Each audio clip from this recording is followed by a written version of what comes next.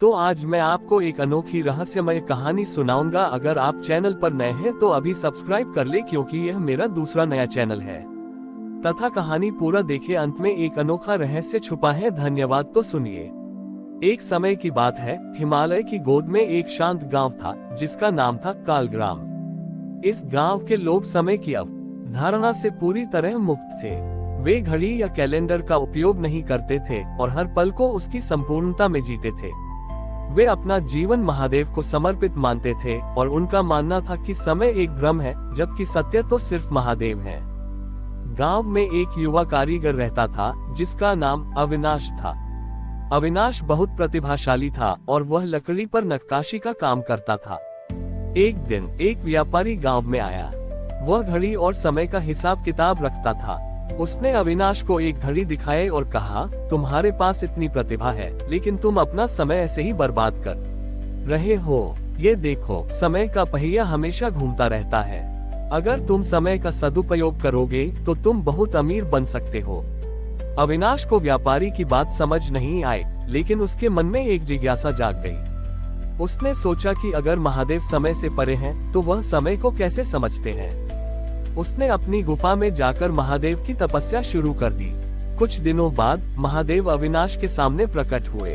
उनके गले में सर्प और जटाओं में गंगा थी, लेकिन उनकी आंखें एक गहरी शांति लिए हुए थीं। अविनाश ने महादेव से पूछा, हे प्रभु, क्या समय का कोई अस्तित्व है? और अगर है तो आप इसे कैसे देखते हैं? महादेव ने मुस्कुराते हुए कहा, समय एक नदी की तरह है अविनाश। ये बहता रहता है, लेकिन इसका स्रोत और इसका अंत एक ही है। ये भ्रम है, क्योंकि यह तुम्हें अपने वर्तमान से दूर करता है। ये कहकर महादेव ने अविनाश को एक अद्भुत दृष्टि दी। अविनाश ने देखा कि एक ही पल में कई घटनाएं घट रही थीं। उसने अपने गांव के एक बच्चे को खेलते हुए देखा और उसी समय एक बूढ़े व्यक्ति को अपनी अंतिम सांस लेते हुए भी।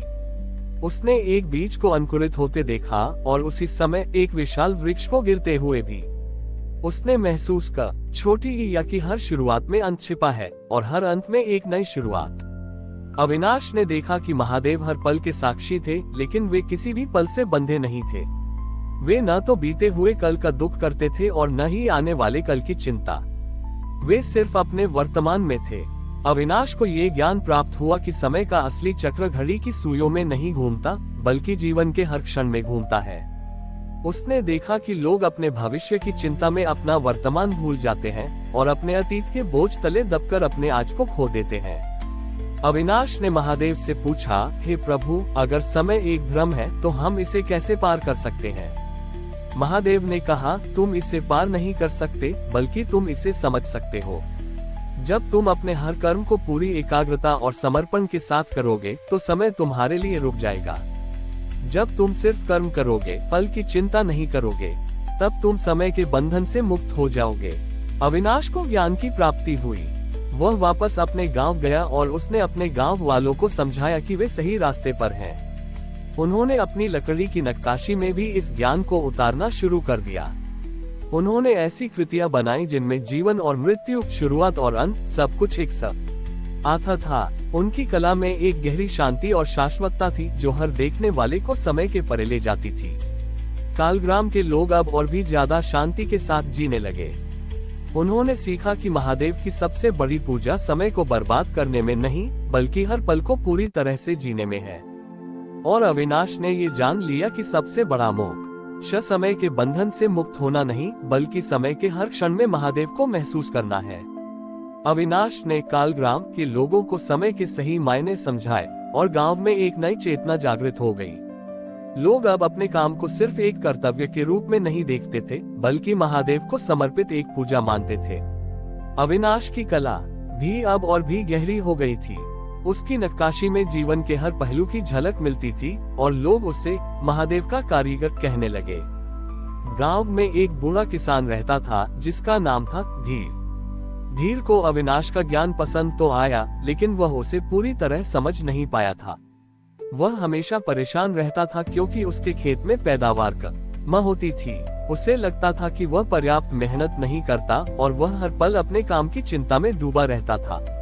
एक दिन धीर अविनाश के पास आया और बोला, अविनाश, तुम कहते हो कि समय एक भ्रम है, लेकिन मेरे लिए तो हर पल एक बोझ है।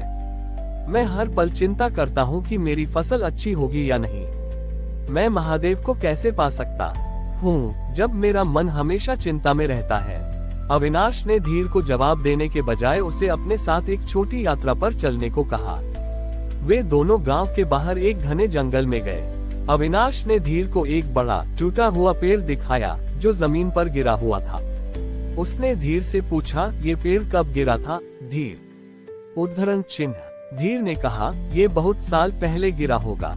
अविनाश ने कहा, तुम सही कहते हो, लेकिन क्या ये पेड़ अपनी चिंता में गिरा था? नहीं, यह अपने समय पर अपनी प्रकृति के नियम के अनुसार गिरा। इसका काम गिरना था और इसने वह काम पूरा कर लिया। फिर अविनाश ने धीर को एक छोटा सा पौधा दिखाया जो उसी गिरे हुए पेड़ के पास उगा हुआ था। अविनाश ने धीर से पूछा, ये पौधा कब बड़ा होगा? धीर ने कहा, जब इसे पर्याप्त सूरज की रोशनी और पानी मिलेगा।